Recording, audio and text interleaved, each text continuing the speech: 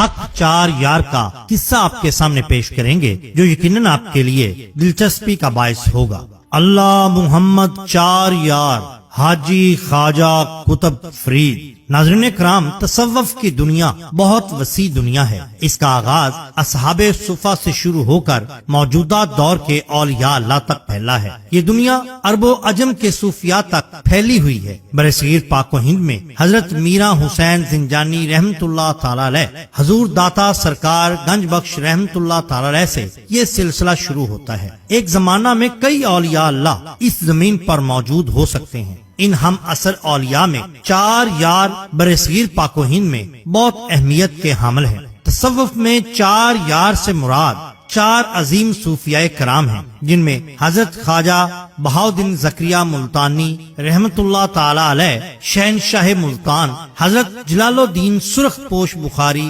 رحمت اللہ تعالی علیہ، حضرت خواجہ فرید الدین مسعود گنج شکر رحمت اللہ تعالی علیہ پاک پتن، اور حضرت سخی لال شہباز قلندر رحمت اللہ تعالی علیہ سیون شریف شامل ہیں۔ سالک ایک وقت میں مرید کبیر تو صرف ایک شیخ کا ہوتا ہے، مگر کسب فیض وہ ایک سے زیادہ اولیاء کرام سے حاصل کر سکتا ہے۔ اس لیے بہت سے اولیاء کرام نہ صرف ایک وقت میں ایک سے زائد اولیاء کرام سے فیض حاصل کرتے رہے، بلکہ مختلف مسالک میں بھی انہوں نے فیض حاصل کیا۔ اسی طرح کچھ لوگ زمانہ قدیم میں مدرجہ بالا چار یار کے بھی ایک ہی وقت میں مرید ہوتے تھے۔ ہمارا آج کا قصہ بھی اسی دور سے متعلقہ ہے۔ سالوں پہلے کی بات ہے، دور کسی علاقہ میں ایک نواب رہا کرتا تھا۔ اس کے پاس دولت و ثروت کی انتہا تھی۔ اس نے متعدد شادیاں بھی رچائیں، مگر اولاد نرینہ سے محروم رہا۔ کسی نے اسے مشورہ دیا کہ ہندوستان کے علاقہ میں چار یار یعنی چار اولیاء کرام موجود ہیں، اگر ان سے دعا کی درخواست کی جائے تو عین ممکن ہے کہ اللہ پاک اولاد نرینہ سے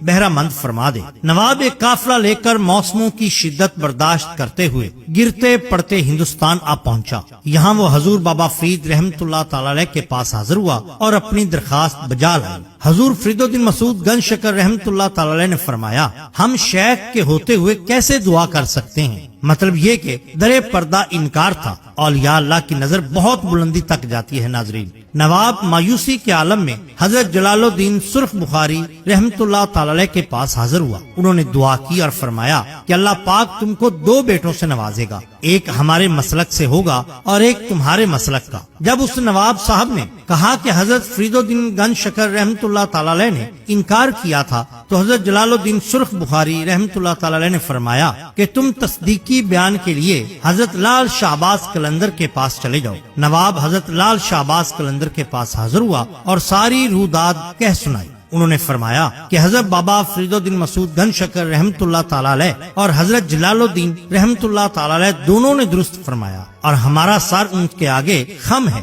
تم حضرت بہاؤالدین زکریہ ملتانی رحمت اللہ تعالی علیہ کے پاس چلے جاؤ۔ وہ حاضر زکریہ ملتانی رحمت اللہ تعالی علیہ ہوا۔ آپ رحمت اللہ تعالی علیہ نے روداد سن کر خاموشی اختیار کی، پھر کچھ توقف کیا، پھر فرمانے لگے کہ تمہارے علاقہ میں مسلمان رہتے ہیں کیا؟ اس نے کہا جی حضور رہتے ہیں۔ فرمایا تمہارا سلوک ان کے ساتھ کیسا ہے؟ اس نے کہا ہمارے علاقہ میں سادات رہتے ہیں جن کی ہم بہت تکریم کرتے ہیں، اور انہوں نے ہی مجھے برصغیر پاک و ہند کے چار یار کے بارے میں بیان کیا تھا۔ سرکار نے فرمایا اچھا، تین بیٹوں میں سے ایک ہمارا، ایک تمہارا اور ایک اللہ کا ہوگا، جاؤ۔ وہ چلا گیا اور ویسا ہی ہوا۔ اللہ نے تین بیٹوں سے اسے نوازا۔ ایک بچپن میں ہی اللہ کو پیارا ہو گیا، ایک مست اور مجذوب ہوا جس کو حاجی محمد کہا جاتا تھا، اور ایک نواب صاحب کے پاس رہا۔ گویا حضرت بابا فرید الدین مسعود گنج شکر رحمت اللہ تعالی علیہ، حضرت جلال الدین سرخ بخاری رحمت اللہ تعالی علیہ اور حضرت سخی لال شہباز قلندر رحمت اللہ تعالی علیہ سب کی دعا آپ کی وجہ سے پوری ہو گئی۔ حاجی محمد اپنے وقت کا ایک عظیم صوفی ہوا اور سرکار کا مرید خاص ہوا۔ آپ نے چار یاروں میں اسے شامل کیا۔ تب سے اللہ محمد چار یار حاجی خواجہ قطب فرید کے نعرے میں حاجی محمد کا نام موجود ہے۔ ناظرین کرام، یہ شان ہوتی ہے اولیاء اللہ کی۔